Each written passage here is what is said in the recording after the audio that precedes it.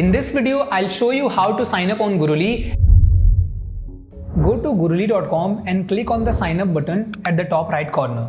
Select the test you are preparing for from the options given. I am choosing PTE Academic. Click on the next button. Now fill in your basic details like your name, email ID, phone number and password.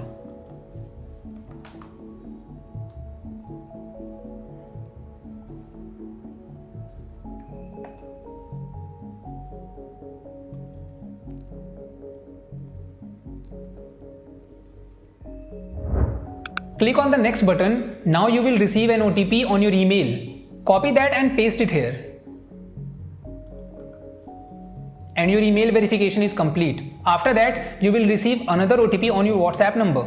Copy that and paste it here.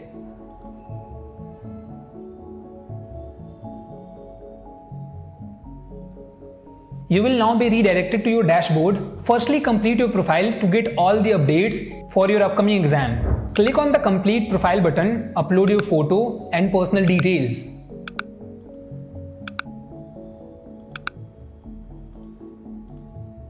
Then fill in your exam date, destination country and exam purpose. And then finally click save.